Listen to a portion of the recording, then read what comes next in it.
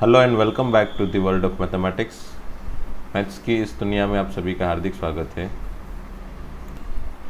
Okay, these are the rule that we have studied in our last lectures.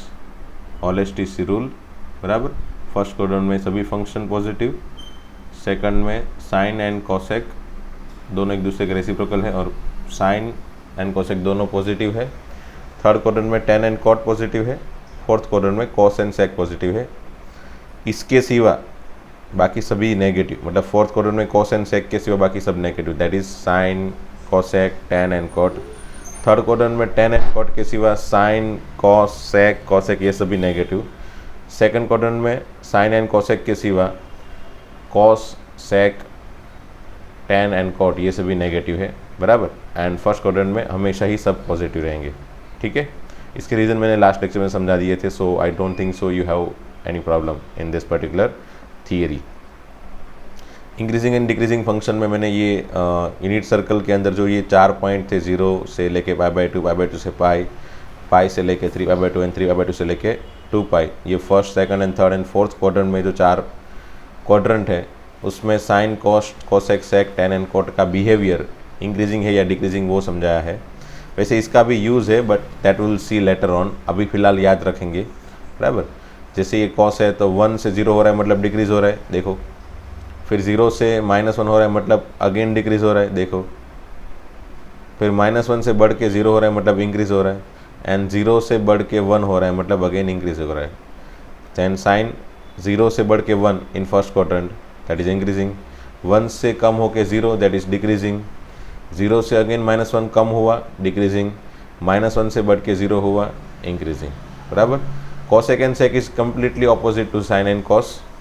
Tan is always increasing, cot is always decreasing. That's all. Okay.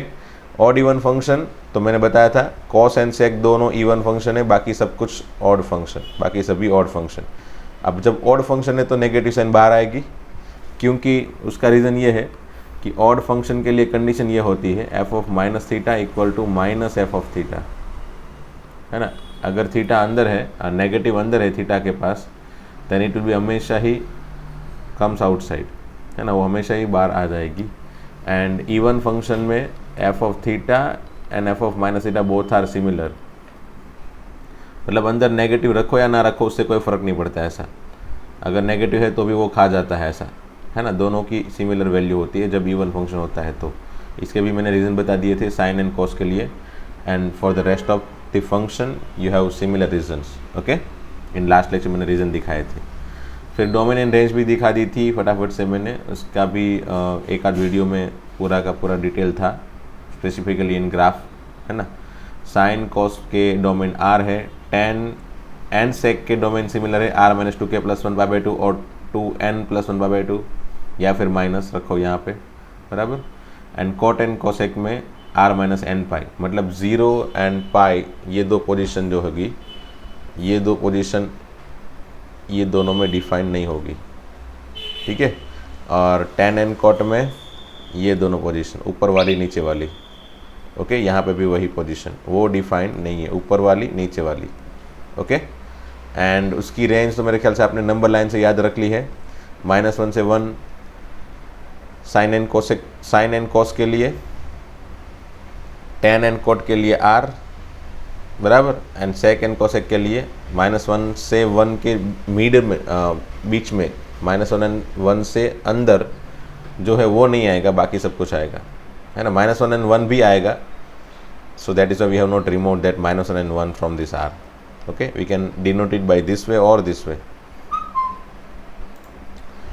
Okay. So let us start with some question. Which of the following is true, कौन सा true है इसमें से। तो पहला तो wrong है भाई।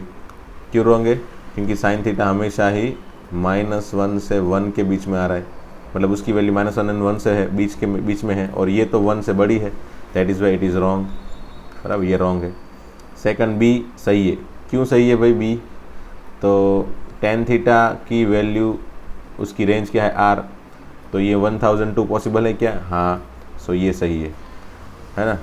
अब अगर सी चेक करने जाएंगे तो सी भी गलत होगा, डी भी गलत होगा। उसका रीज़न क्या है, again that is 1 + p² / 1 - p² हमेशा ही इसमें जो न्यूमरेटर है ना वो हमेशा ही डिनोमिनेटर से बड़ा है। देखो आप चेक करो, 1 प्लस पी स्क्वायर, 1 में पी स्क्वायर ऐड किया तो डेफिनेटली न्यूमरेटर डिनोमिनेटर से कम ही बड़ा ही हो जाएगा ना, क्योंकि यहाँ पे पी स्क्वायर कम किया है, यहाँ पे बढ़ाया है। तो हम जब कोई चीज़ बढ़ाते हैं, इंक्रीज करते हैं, बराबर, उसके अंदर ऐड करते हैं, डेफिनेटली वो नंबर बढ़ जाता है as compared to the number that we are subtracting from that 1। Okay, so अगर न्यूमरेटर डिनोमिनेटर से बड़ा है तो डेफिनेटली इसका रेशियो हमेशा ही 1 से बड़ा होगा। और कॉस थीटा की वैल्यू मैंने क्या बताई थी, अगेन -1 से 1 के बीच में है। 1 से बड़ी वैल्यू कॉस थीटा की पॉसिबल नहीं होगी, दैट इज़ वाई ये भी रॉन्ग है। एंड सेक थीटा की वैल्यू मैंने अभी थोड़ी देर पहले ही बताई, क्या थी, -1 से 1 के बीच में नहीं होगी, मतलब 1 से बड़ी या फिर -1 से छोटी, और ये 1/2 जो है वो -1 से 1 के बीच में है, दैट इज़ वाई वो भी रॉन्ग ऑप्शन होगा। क्लियर। नेक्स्ट क्वेश्चन लेते हैं। इफ साइंस का थीटा 1 प्लस साइंस का थीटा 2 प्लस साइंस का theta 3 equal to 3 then find this value of this.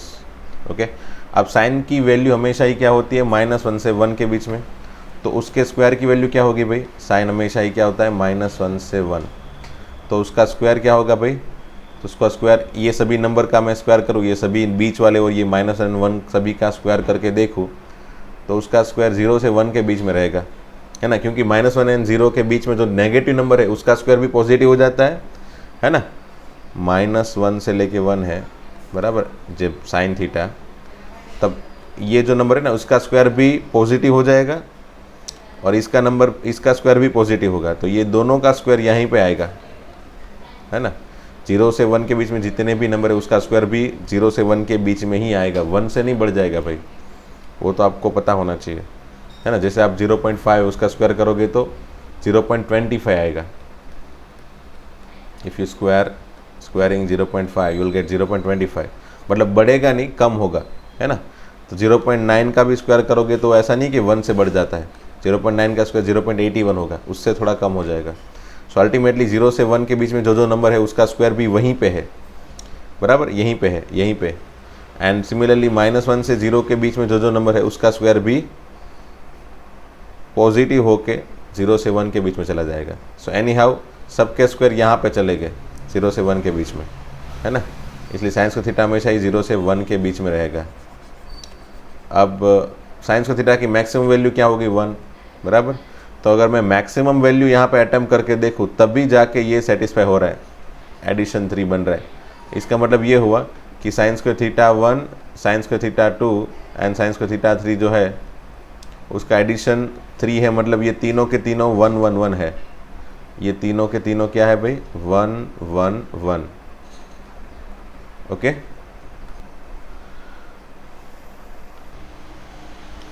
अब तीनों की वैल्यू 1 है, तो साइन की वैल्यू अगर 1 है तो डेफिनेटली साइन स्क्वायर की वैल्यू 1 है, तो साइन की value sine theta 1, sine theta 2, sine theta 3 क्या होगा भाई, डेफिनेटली प्लस और -1, है ना। अब प्लस और -1 है तो वो साइन थीटा प्लस और -1 कब होता है भाई, तो वो ऊपर या फिर नीचे, है ना, या तो ऊपर वाले पॉइंट पे या तो नीचे वाले पॉइंट पे होगा। तो for that cos theta is always 0, है ना, for that cos theta is always 0। इसका मतलब ये है कि भाई cos theta 1, cos theta 2, cos theta 3 यहाँ पे क्या होगा भाई, 0। Okay, cos theta 1, cos theta 2, cos theta 3 0 होगा, हैंस उसके स्क्वायर की वैल्यू भी 0 होगी। सो 0 + 0 + 0 दैट इज 0, है ना। इसका आंसर क्या होगा, 0 + 0 + 0, फाइनल आंसर इज 0। ओके, फिर साइंस का थीटा 1 जो है वो 1 है, तो कोसेक्स का थीटा 1 भी 1 होगा, है ना, क्योंकि साइन 1 है, साइंस का थीटा 1 = 1 / cos x² थीटा 1, या फिर cos x² theta 1 = cos x² theta 1 = 1/sin² theta 1, और sin² थीटा 1 की वैल्यू 1 है, तो आंसर इज 1/1 दैट इज 1। या फिर sin² and cos x² both are reciprocal of each other, it mean sin² की value 1 है तो cos x² की वैल्यू उसका रेसिप्रोकल होगा 1 का, और 1 का रेसिप्रोकल तो 1 ही होता है। So that is why cos x² theta 1 1 है, cos x² थीटा 2 की वैल्यू भी 1 एंड cos x² थीटा 3 की वैल्यू भी 1। हैंस तीनों का एडिशन करेंगे यहाँ पे क्वेश्चन में, 1 + 1 + 1 दैट इज 3, सो इसका आंसर 3 होगा। एंड cot² थीटा 1, तो कॉट की वैल्यू, चलो कॉट स्क्वायर की value, cot square theta equal to cos square theta by sine square theta. अब कॉस स्क्वायर थीटा की वैल्यू है 0, क्योंकि कॉस 0 है तो cos square 0, and sine square equal to 1 है, तो 0/1 इक्वल टू 0। इसका मतलब ये हुआ कि cot square theta 1, cot square theta 2, cot square theta 3, ये तीनों के तीनों क्या हो जाएंगे 0। इसलिए तीनों के तीनों 0 है, तो 0 + 0 + 0 equal to 0। That is your answer. Okay, अब ये क्वेश्चन थोड़ा ट्विस्टेड है। मतलब ट्विस्टेड मतलब क्या कि इसमें क्या सोचेंगे, जैसे यहाँ पे sign square theta 1, sign square theta 2, sign square theta 3, तीनों का एडिशन 0 दिया है, बराबर। अब स्क्वायर की वैल्यू 0 दी है ना, स्क्वायर की वैल्यू। अब ये तो पता है कि ये तीनों स्क्वायर है, बराबर। तो स्क्वायर है तो हमेशा ही पॉजिटिव या फिर 0 होगा। तो साइन स्क्वायर थीटा की वैल्यू हमेशा ही होती है 0 से लेके इनफाइनाइट, 0 से लेके 1, बराबर। अभी थोड़ी देर पहले ही देखी, तो 0 से लेके 1 इसका आंसर है, 0 से लेके 1 इसका आंसर है, 0 से लेके 1 इसका आंसर है, बराबर। 0 से बढ़ के 0.1, 0.2, 0.3 ये सब हो सकता है। अब डेफिनेटली एडिशन 0 है, तीनों का एडिशन 0 है, तो डेफिनेटली मुझे ये तीनों की वैल्यू रखनी कौन सी पड़ेगी भाई? Definitely I should have to put 0 0 0 so that addition will be 0, है ना। ऐसा तो है नहीं कि चलो इसको मैं 0.1 रखूँ, इसको 0.2 रखूँ और इसको -0.3 रखूँ तो भी 0 हो सकता है समेशन, है ना। ये तीनों का समेशन भी 0 हो सकता है। बट क्या होगा कि ये साइन स्क्वायर है, साइन स्क्वायर थीटा 3 मतलब साइन स्क्वायर है, उसकी वैल्यू नेगेटिव 0.3 तो हो नहीं सकती, इसलिए मैं नेगेटिव वैल्यू नहीं रख सकता, इसीलिए पॉजिटिव वैल्यू भी नहीं रख सकता, है ना। अगर मैंने यहाँ पे कोई पॉजिटिव वैल्यू रखी, यहाँ पे भी कोई पॉजिटिव वैल्यू रखी, तो मुझे इसको 0 बनाने के लिए, टोटल एडिशन 0 बनाने के लिए मुझे कंपलसरी नेगेटिव वैल्यू सोचनी ही पड़ेगी एक, ठीक है। सो दैट इज वाई अगर मैं नेगेटिव नहीं रख सकता मीन्स पॉजिटिव भी नहीं रख सकता, it means I should have to put 0 0 0 finally, है ना। तो फाइनली इसका आंसर 0 0 0 मतलब ये तीनों की वैल्यू 0 है। अगर ये तीनों की वैल्यू 0 है तो अच्छी बात है, ये तो 0 0 0 है, तो फिर कॉस स्क्वायर क्या होगा, सॉरी कॉस थीटा क्या होगा? साइन थीटा 0 है तो कॉस थीटा आइदर 1 और -1। क्यों ऐसा? क्योंकि आपको पता है उसका यूनिट सर्कल के अंदर पोजीशन साइन स्क्वायर की 0 पोजीशन कहाँ पे है भाई? साइन स्क्वायर की 0 पोजीशन यहाँ पे है एंड यहाँ पे है, यहाँ दोनों पे जगह पे साइन स्क्वायर 0 होता है, साइन 0 होता है। साइन स्क्वायर 0 मतलब साइन 0, एंड साइन 0 है मतलब कॉस या तो 1 होगी या तो -1 होगी कॉस की वैल्यू, ठीक है। अब यहाँ पे पूछा है cos theta 1, cos theta 2 and cos theta 3 का एडिशन क्या हो सकता, क्या नहीं हो सकता है। तो अब क्या क्या हो सकता है वो पहले फाइंड कर लेते हैं, है ना। तो cos theta 1 + cos theta 2 + cos theta 3 की वैल्यू कौन कौन सी ले सकता हूँ मैं? तो मैं तीनों की वैल्यू 1 1 ले लूँ, या तो फिर तीनों की वैल्यू -1 ले लूँ, बराबर, क्योंकि प्लस और -1 है भाई, या तो तीनों 1 होगा या तो तीनों -1 होगा, या तो फिर 2 वैल्यू 1 लेता हूँ, एक -1 ले लेता हूँ, या फिर एक -1 लेता हूँ और 2 1 लेता हूँ, सॉरी 2 -1 लेता हूँ और एक 1 लेता हूँ, बराबर। बस इतनी ही पॉसिबिलिटी होगी। तो फाइनली ये सब का एडिशन मैं कर लूँ, क्योंकि cos theta 1, cos theta 2, cos theta 3 का एडिशन पूछा है। तो फाइनली मुझे आंसर यहाँ पे 3 मिलेगा, यहाँ पे -3, यहाँ पे 2 -1 दैट इज़ 1, एंड यहाँ पे 1 -2 दैट इज़ -1। तो ये आंसर 3 पॉसिबल है, हाँ है। तो आंसर 3 पॉसिबल है, बराबर। आंसर -3 पॉसिबल है, हाँ है। आंसर -1 पॉसिबल है, हाँ है। आंसर -2 पॉसिबल है क्या? नहीं है। इसीलिए option D is not possible. Okay okay, next question देखते हैं। Find the value of x for which this function f of x equal to √ sin minus cos is defined in x belongs to 0 to 2π, बराबर। हमारा x इसके बीच में रहना चाहिए, बराबर। तो ऐसी x की वैल्यू फाइंड करनी है जिसके लिए डिफाइन हो, मतलब मुझे डोमेन फाइंड करना है एनी हाउ, ओके। ओके, तो डोमेन फाइंड करना है, तो F of X equal to under root of sine minus cos लिख दिया पहले। अब अंडर रूट कब डिफाइन होता है भाई? तो अंडर रूट डिफाइन करने का तरीका तो बहुत सिंपल सा है भाई। अंडर रूट के अंदर का जो भी है ना उसको हम पॉजिटिव या फिर ज़ीरो ले सकते हैं। It mean sine x is greater than और equal to cos x, that's all. अब साइन एक्स कॉस एक्स से बड़ा कब होता है भाई? साइन एक्स कॉस एक्स से बड़ा कब होता है? तो उसके लिए मैं एक आपको यूनिट सर्कल के अंदर फिगर ड्रॉ करके देता हूँ, and you just need to remember that figure. आपको वो फिगर याद रखनी है। बेस्ड ऑन दैट आप साइन एंड कोस का कंपैरिजन कर सकते हैं कि साइन कहाँ पे बड़ा होगा, कोस कहाँ पे बड़ा होगा। ठीक है, तो ये फिगर देखो चलो। ओके, यूनिट सर्कल के अंदर आप अगर ये 45 डिग्री पे एक लाइन ड्रॉ करते हो ओरिजिन से पास होती हुई, मतलब यहाँ से भी 45 डिग्री हो डेफिनेटली होगा। ठीक है, तो 45 डिग्री मतलब π/4। ठीक है, π/4 अपनी आदत बनाओ π/4 के फॉर्म से भाई। मैं इसलिए दोनों अभी लिख रहा हूँ स्टार्टिंग में, ताकि आपको याद रह जाए भी π/4 एंड 45 सिमिलर है।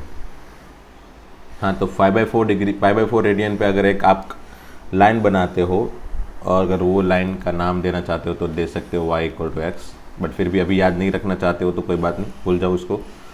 तो ये जो लाइन है ना, ये लाइन के ऊपर वाला जो पार्ट है, ये वाला पार्ट है ना, ये जो पूरे की पूरे डिग्री है उसमें कॉस हमेशा ही साइन से छोटा होगा, मतलब साइन बड़ा कॉस छोटा।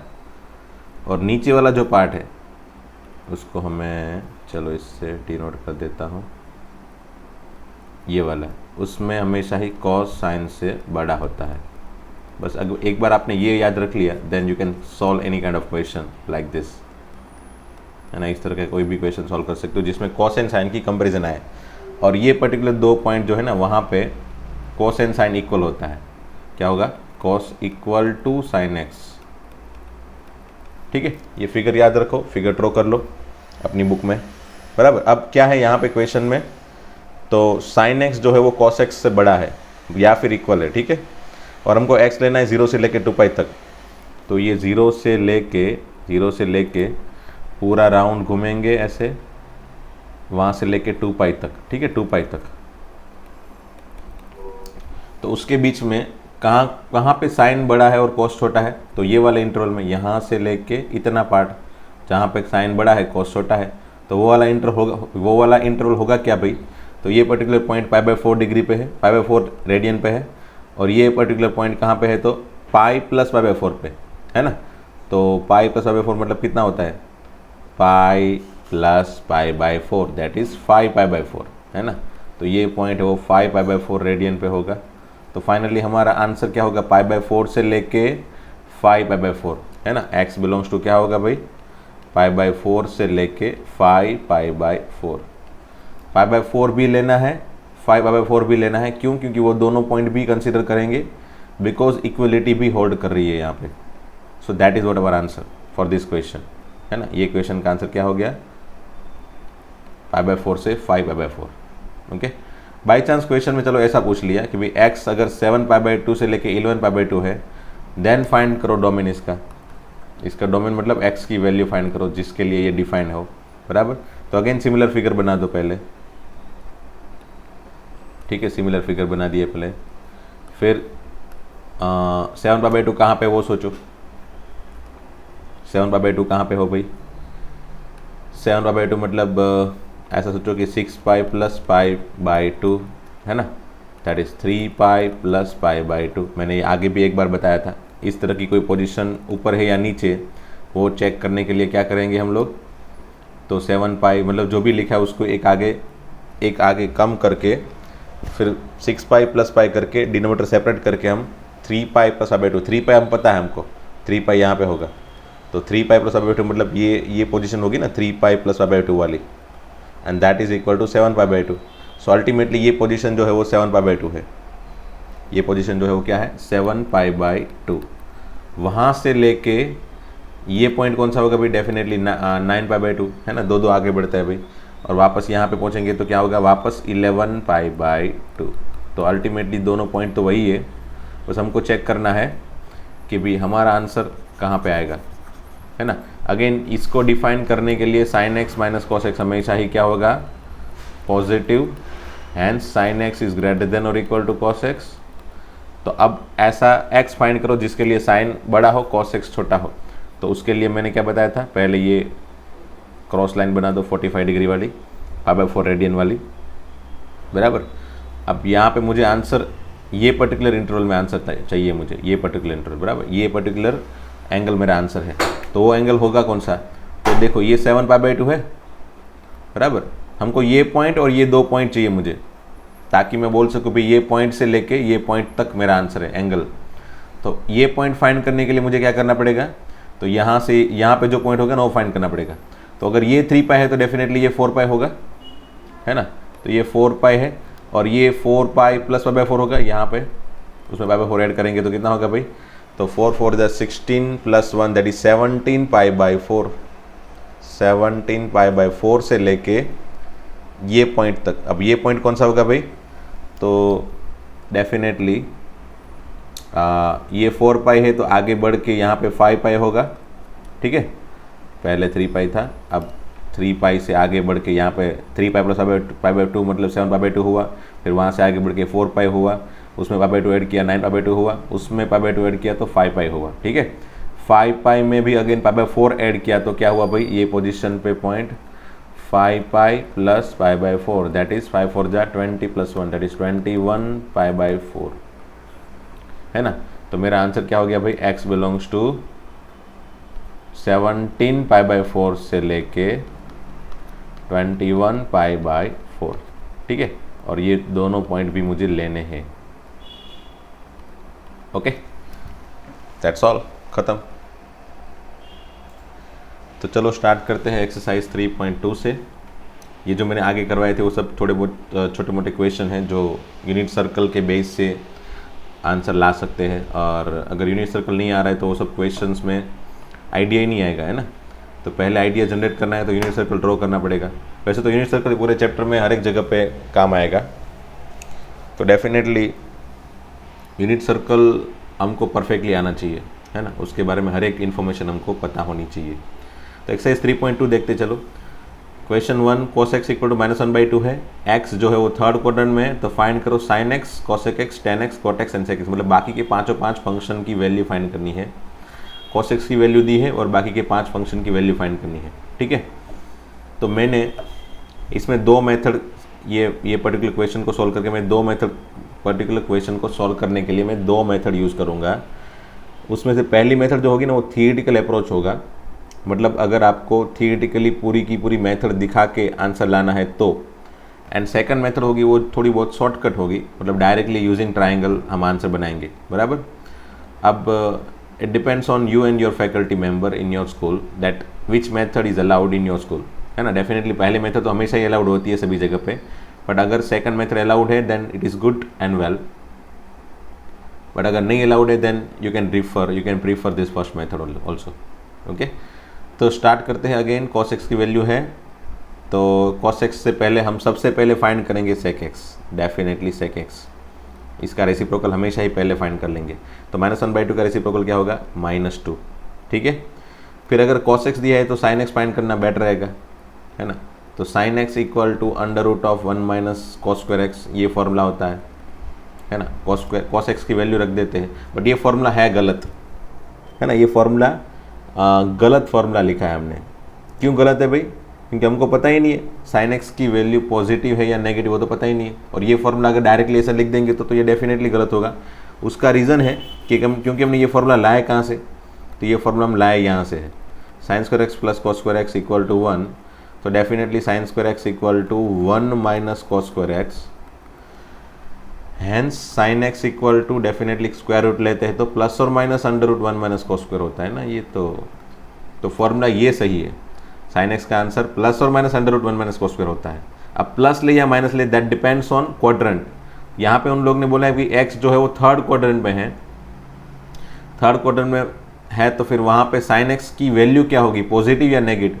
तो sin x तो नेगेटिव है, <0, तो फिर प्लस और माइनस में से कौन सा कंसिडर करेंगे हम, माइनस वाला, है ना। कौन सा कंसिडर करेंगे, माइनस वाला, माइनस, ठीक है। तो प्लस और माइनस 2 पॉसिबिलिटीज़ होती है, वो याद रखनी है। जब भी हम स्क्वायर रूट लेते हैं तो प्लस माइनस 2 पॉसिबिलिटी होती है, उसमें से कौन सी लेनी है that depends on always quadrant which is always given in your question. ठीक है, अब वैल्यू रख दो। चलो अंडर रूट के अंदर cos x की वैल्यू रख लो। cos x की वैल्यू -1/2 है, उसका स्क्वायर हो जाएगा 1/4। 1 - 1/4 that is 3/4, then it is -√3/2, so that is what value of sin x। ठीक है, तो हमको ये दो वैल्यू तो मिल गई, sec x की मिल गई, sin x की मिल गई। डेफिनेटली sin x की मिल गई तो उसका रेसिप्रोकल भूलना ही मत भाई, तुरंत उसका रेसिप्रोकल फाइंड कर लो, दैट इज cosec x, है ना। Okay, now going ahead, finding value of 10x। अब 10x की वैल्यू कैसे फाइंड करेंगे? Definitely 10x equal to sin x by cos x। sin x मतलब -√3/2 एंड cos x मतलब 1/2, वो भी नेगेटिव था ना, सो दैट इज व्हाट, हाँ 1/2 नेगेटिव इक्वेशन में दिया है भाई। माइनस माइनस भी निकल गया, 2 भी निकल गया, है ना, 2 भी कैंसिल एंड माइनस माइनस भी cancel, answer will be √3। Okay, so 10x का आंसर हो गया √3। एंड अगर 10x की वैल्यू पता है तो डेफिनेटली उसका रेसिप्रोकल cot x 1 सेकंड में फाइंड कर सकते हैं, दैट इज 1/√3 रेसिप्रोकल है इसीलिए।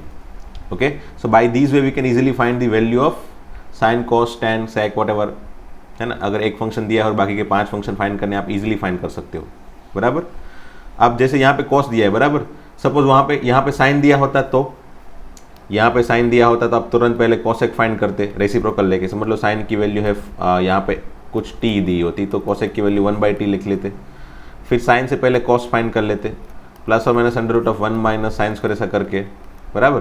कौन सा लेना है, प्लस या लेना है, प्लस लेना है, माइनस लेना है, दैट डिपेंड्स ऑन क्वाड्रेंट। वहाँ पे थीटा दिया होगा भाई, first, second, third, fourth quadrant दिया है, उसके हिसाब से हम प्लस या फिर माइनस लेंगे। जहाँ पे cos x पॉजिटिव हो वहाँ पे प्लस लेंगे, cos x नेगेटिव होगा तो माइनस लेंगे, बराबर। एक बार cos मिल गया तो फिर sec x फाइंड कर लेंगे, and cos x and sin x and cos x से इसलिए tan x फाइंड कर लेंगे, sin by cos, and based on that we can find cot x, बराबर। तो ये तो मैंने कौन सी प्रोसीजर बताई भाई, अगर क्वेश्चन के अंदर sin x दिया हो तो, ठीक है।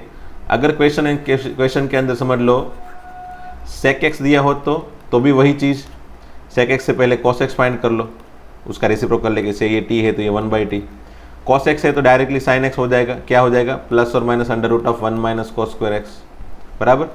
प्लस में से प्लस या माइनस में से कोई भी एक लेना है, डिपेंड्स ऑन क्वाड्रेंट। फिर sin x है तो cos x फाइंड कर सकते हो, फिर tan x फाइंड कर सकते हो using sin x and cos x, and then tan x का reciprocal cot x। So you can easily find all the value of function, remaining function whenever sec x is given, बराबर। अगर cosec x given है तो भी पहले उसका reciprocal sin x find करोगे। अब sin x है तो फिर cos x फाइंड करना इजी रहेगा, प्लस और माइनस √1 - sin स्क्वायर x, बराबर। एंड देन cos x है तो फिर sec x हो जाएगा। अब tan x फाइंड करने के लिए sin by cos and cot x find करने के लिए 1/tan। तो ये तो प्रोसीजर आपको एक सिमिलर जैसी दिखी, है ना।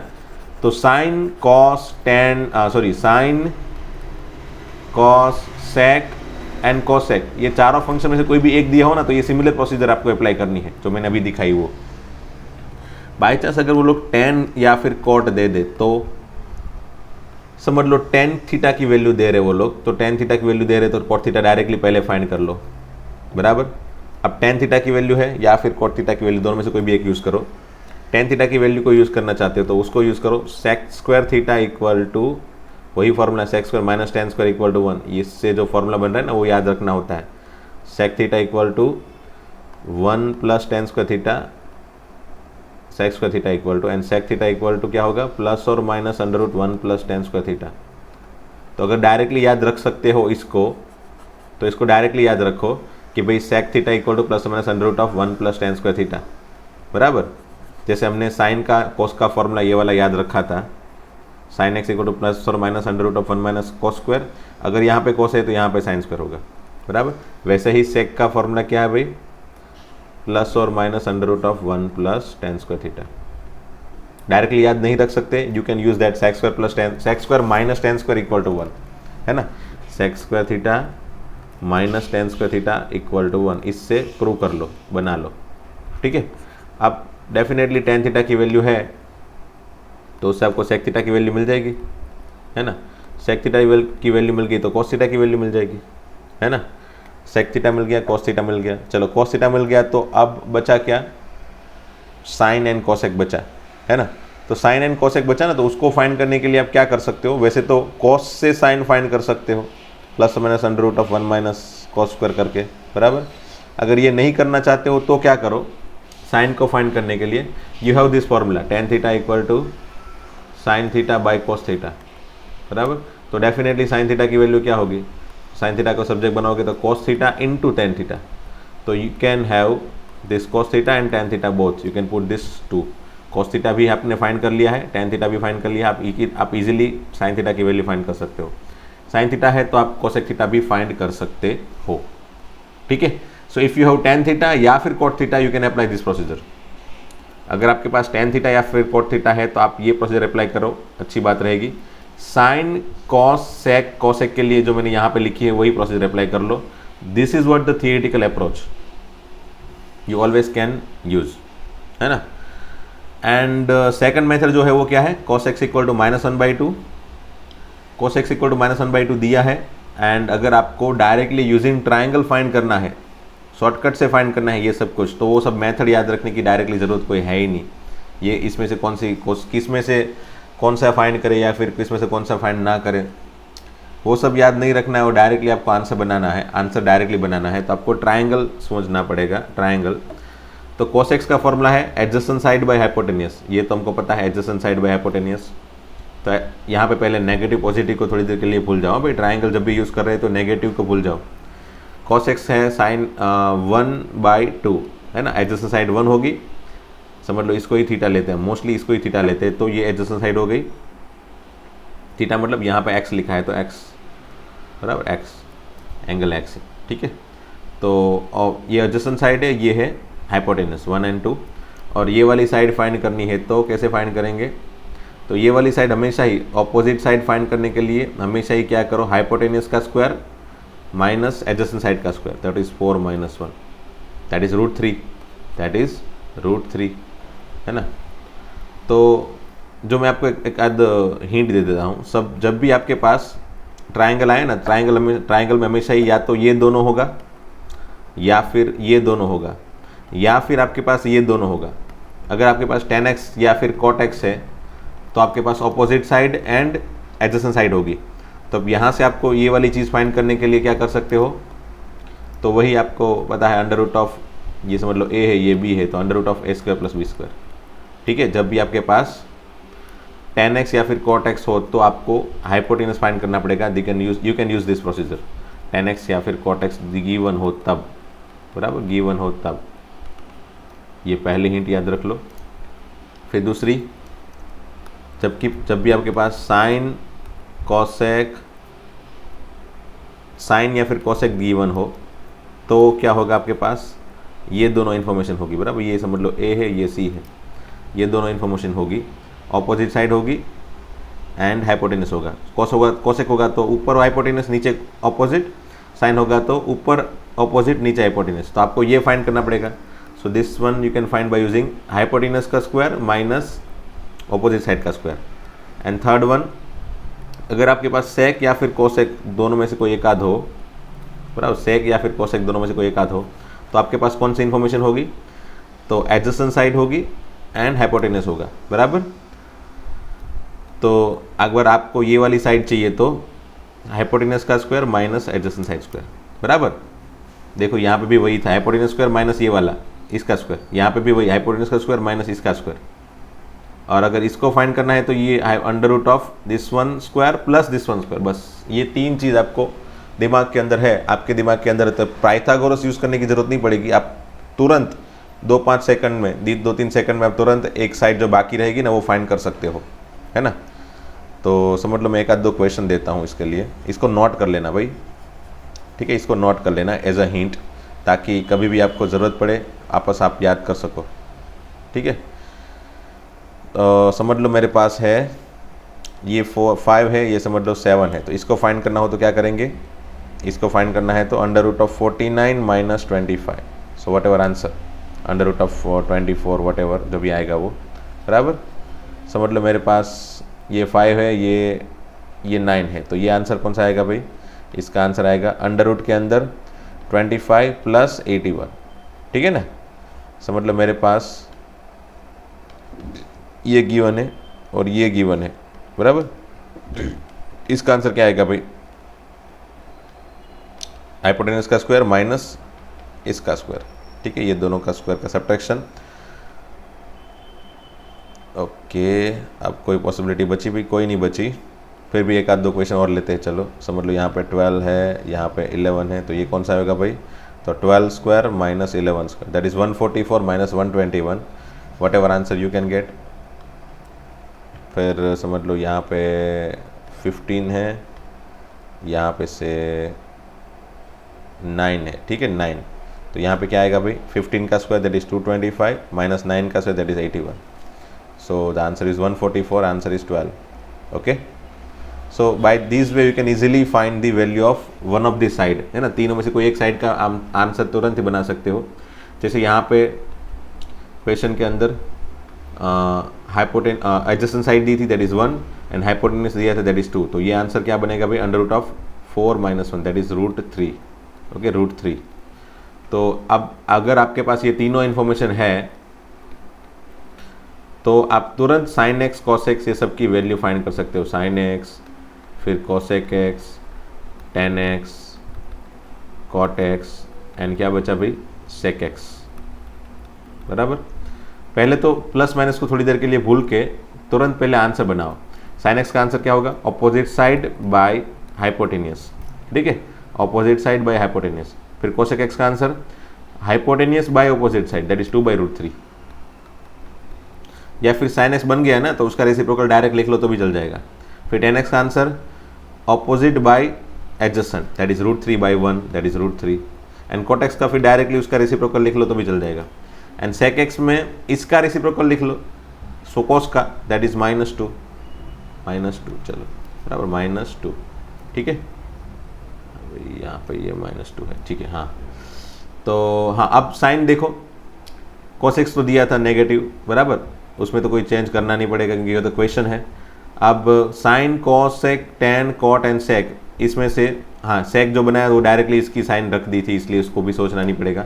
अब एक्स जो है वो थर्ड क्वाड्रेंट में है, एक्स थर्ड क्वाड्रेंट में वो क्वेश्चन के अंदर दिया है, थर्ड क्वाड्रेंट के अंदर sine cosec and sec and cos, ये तीनों के तीनों, ये चारों के चारों नेगेटिव है, बराबर।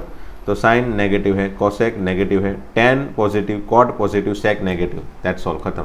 Sign cosec and sec and cos ये चारों के चारों नेगेटिव, टेन एंड कॉट ये दोनों पॉजिटिव है, बस और कुछ नहीं।